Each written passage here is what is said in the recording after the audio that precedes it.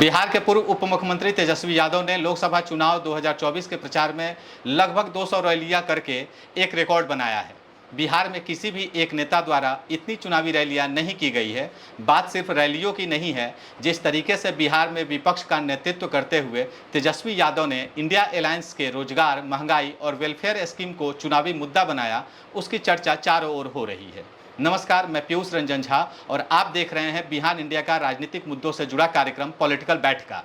Political बैठका में हम चर्चा करेंगे बिहार में तेजस्वी यादव के 200 रैलियों और चुनाव के प्रचार में उठाए गए मुद्दों की। साथ ही साथ हम ये देखेंगे कि राजद की स्ट्रेटजी क्या रही है। इसी चर्चा में हमारे साथ जुड़ रहे हैं राजनीतिक विश्लेषक सर्वेश कुमार जी। तेजस्वी यादव और आरजेडी ने जिस तरीके से चुनाव का टिकट बंटवारा किया और अपने आधार वोट बैंक जो है माय कहा जाता था, उस माय से बढ़कर बाप की अवधारणा एक बनाई और साथ ही साथ उन्होंने जिस तरीके से एनडीए या यूं कहिए कि नीतीश कुमार के वोट बैंक में सेंधमारी करके एक समाज को, खासकर कुशवाहा समाज को टिकट दिया, उससे किस तरीके से पहले ये कहा गया कि इस तरह का टिकट बंटवारा चुनाव नहीं लड़ना चाहती है आरजेडी, लेकिन जैसे जैसे चुनाव आगे बढ़ता जा रहा है वैसे वैसे एनडीए के सामने इंडिया अलायंस बड़ी मजबूती के साथ खड़ा है। क्या कहना चाहेंगे सर इस पे कि आरजेडी का माय के बाद बाप समीकरण कितना कारगर साबित हो रहा है? देखिए पीयूष, बेसिकली अगर देखें तो बिहार में तेजस्वी यादव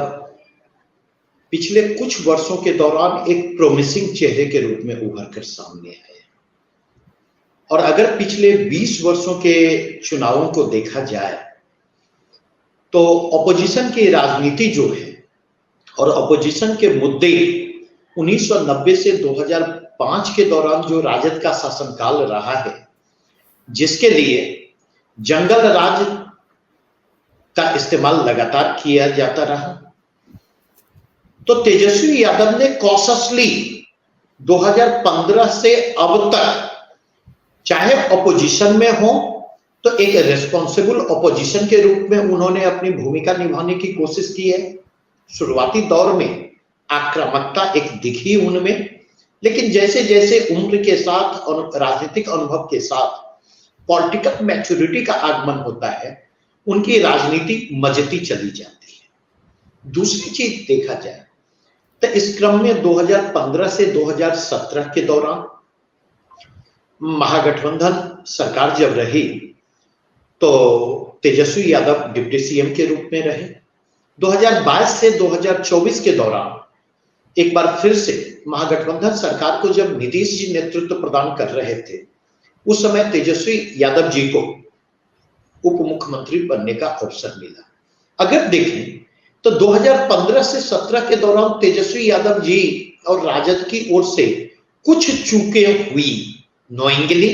अननोइंगली, लेकिन अगर देखा जाए तो 2022 से 2024 का जो शासनकाल है, उस शासनकाल में न केवल उन गलतियों से सीख लेने की कोशिश की, बल्कि उन्होंने अपने कोर वोट बैंक यादवों पर प्रभावी तरीके से अंकुश लगाने का काम भी किया, उनके व्यवहार को मर्यादित करने का भी काम किया।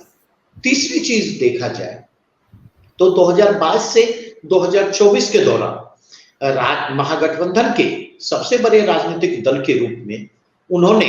जिस चुनावी एजेंडे को निर्धारित किया था, जैसे सत्ता में भागीदारी का अवसर मिलता है, वे उस चुनावी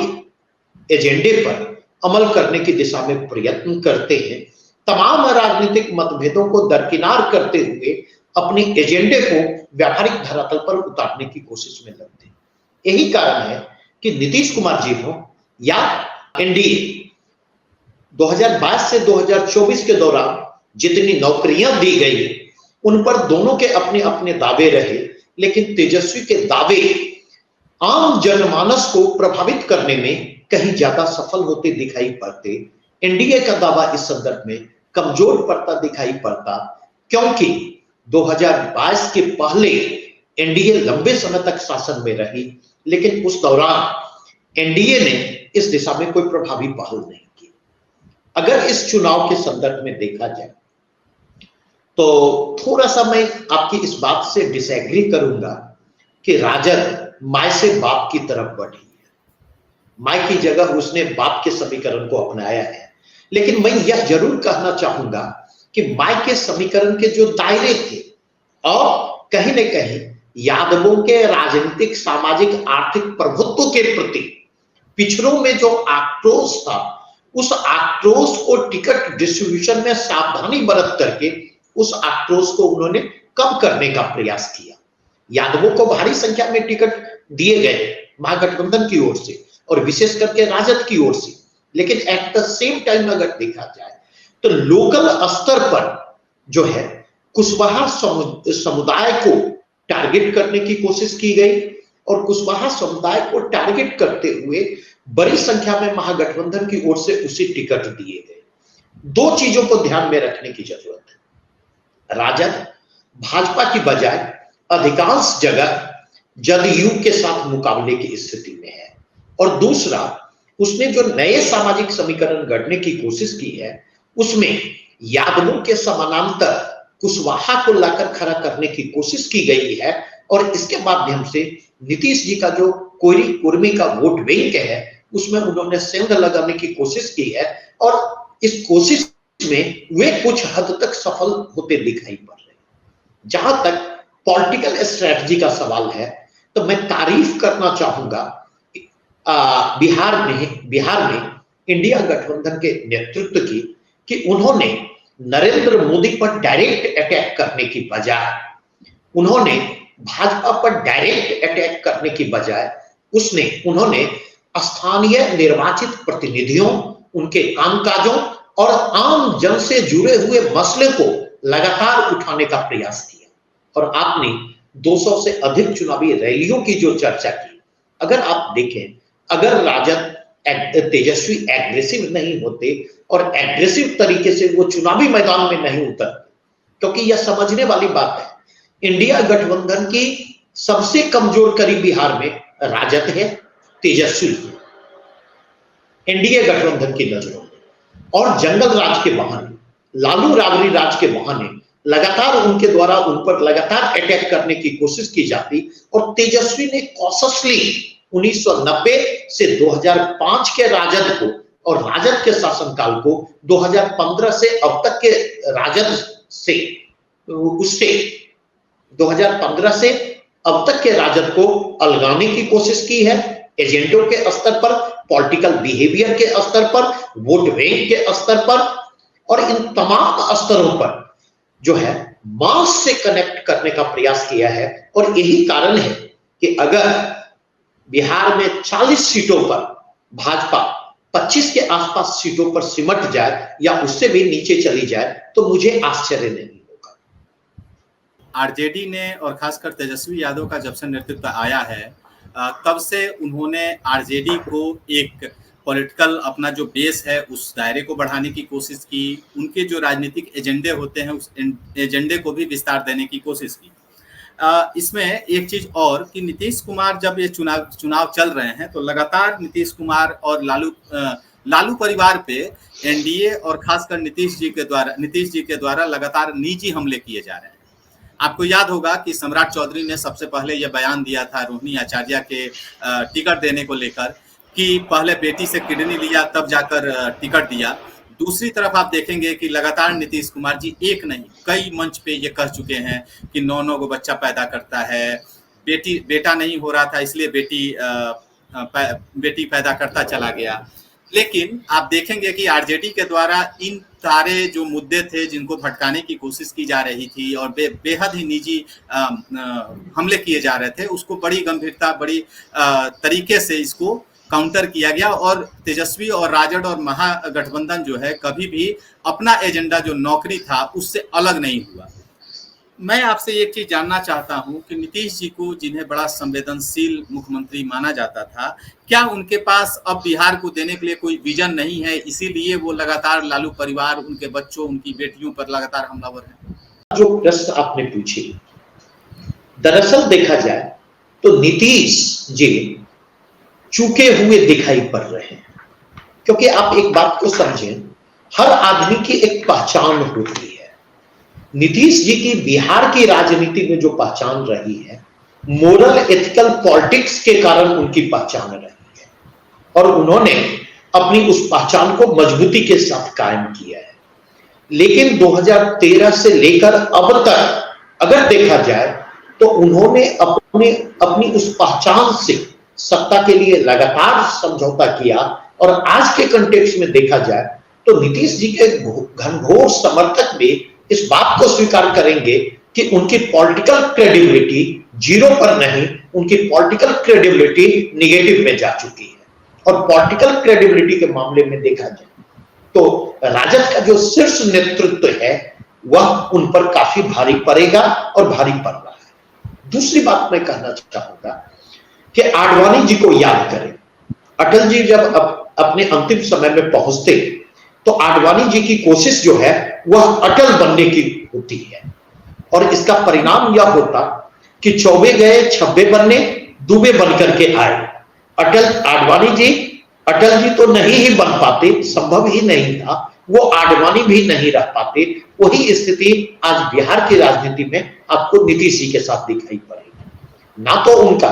मेंटल हेल्थ उनका साथ दे रहा है और ना ही उनकी राजनीतिक शैली उनकी चिर परिचित राजनीतिक पहचान से मैच करती हुई दिखाई पड़ रही। और इसलिए अगर देखा जाए तो आज मुझे लगता बिहार की राजनीति के लिए नीतीश जी एक बोझ में तब्दील हो चुके हैं। इस बोझ से बिहार को जितनी जल्दी मुक्ति मिले बिहार का उतना भला होगा और बिहार अपने भविष्य के पुनर्निर्माण की दिशा में नए नेतृत्व के सहारे उतना अग्रसर होगा। जी सर्वे सर, एक चर्चा लगातार, एक तरफ तो चर्चा ये है कि तेजस्वी यादव जी ने तकरीबन 200 से ज्यादा रैलियां कर दी और अगर उनका स्वास्थ्य, और आप देख रहे होंगे कि उनका स्वास्थ्य उनके साथ नहीं है, कमर में बेल्ट लगाकर वो चुनाव प्रचार कर रहे हैं, व्हील चेयर पे हैं, लेकिन फिर भी ये जज्बा जो है उनको इसकी तारीफ हो रही है कि किस तरीके से पूरे महागठबंधन का बोझ बिहार में उन्होंने अकेले अपने कंधे पे संभाल लिया। कांग्रेस की तरफ से कोई बड़े लीडर ज्यादा यहाँ प्रचार करने नहीं आए या किसी अन्य गठबंधन के बड़े नेता यहाँ पर नहीं दिखे हैं। तो एक तो चीज ये, लेकिन इसी के साथ एक चीज ये दिखा, ये सवाल हर तरफ उठ रहे हैं कि तेजस्वी यादव इस चुनाव के माध्यम से अगले साल होने वाले या आगे होने वाले विधानसभा चुनाव की तैयारी कर रहे हैं। आप इस बात को लेकर सहमत होते हैं, इस क्रिटिसिज्म को, या ये जो बातें आ रही हैं उभर के सामने कि वो विधानसभा की तैयारी कर रहे हैं, क्या आप इस बात से सहमत हो सकते हैं? तेजस्वी जी अस्वस्थता के बावजूद तेजस्वी जी के द्वारा जो धुआंधार रैलियां की जा रही है, आपने इस मसले को उठाया। निश्चित तौर पर तेजस्वी जी के एफर्ट की तारीफ की जानी चाहिए, लेकिन हमें इस बात को नहीं भूलना चाहिए कि तेजस्वी जी और राजद अपने राजनीतिक अस्तित्व की लड़ाई लड़ रहे हैं।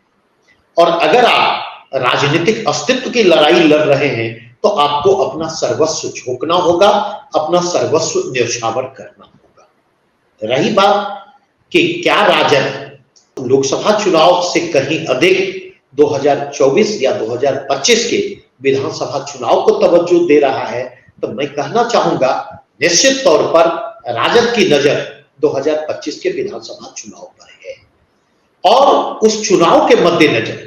राजद ने लोकसभा चुनाव में कई समझौते भी किए हैं, लेकिन एट द सेम टाइम स्थानीय स्तर पर ऐसे समीकरण कई संसदीय क्षेत्रों में निर्मित हुए हैं जिसने राजद या इंडिया गठबंधन के जो उम्मीदवार हैं उनकी राजनीतिक संभावनाओं को बल प्रदान किया है। और आज इंडिया गठबंधन जो है उन जगहों पर मजबूती से चुनाव न केवल लड़ रहा है बल्कि इस बात की संभावना व्यक्त की जा रही है कि इस बार बिहार में उत्तर भारत के उन राज्यों में हो जहां एनडीए गठबंधन को अच्छे खासे झटके लगे। इस ओर इशारा किया कि नीतीश कुमार जो हैं उनका ये अंतिम दौर है, अंतिम पारी है। नीतीश इस चुनाव के बाद क्या नीतीश कुमार की अंतिम जो लिख दी जाएगी कि अंतिम पारी ये उस सील कर दी जाएगी इस चुनाव के बाद? सारी चीजें इस ओर इशारा कर रही हैं। नंबर 1 नीतीश जी का mental health, number 2 Nitish ji के, आप देखें नीतीश जी चुनाव प्रचार अभियान में शुरू में सक्रिय दिखाई पड़ते, फिर आप देखेंगे चुनावी परिदृश्य नीतीश जी गायब होते दिखाई पड़ते। रणनीति के तहत उन्हें पीछे रखा गया हो या मेंटल हेल्थ के कारण वो पीछे रहे हों या किसी और वजह से वो पीछे रहे। लेकिन इतना कहा जा सकता है कि नीतीश अंतिम दौर की राजनीति कर रहे हैं। बिहार में भविष्य की जो राजनीति होगी उसमें कम से कम नीतीश जी के लिए कोई जगह नहीं होने जा रही। अगर आपको हमारा वीडियो पसंद आया हो तो बिहार इंडिया के चैनल को लाइक कीजिए, सब्सक्राइब कीजिए और अपने परिवार और अपने दोस्तों के साथ शेयर करना ना भूलें। साथ ही हमारा बेल आइकन भी जरूर दबाएं और हमारा चैनल ट्विटर, फेसबुक और यूट्यूब पे है, तो तीनों जगह अपना सपोर्ट जरूर दिखाएं।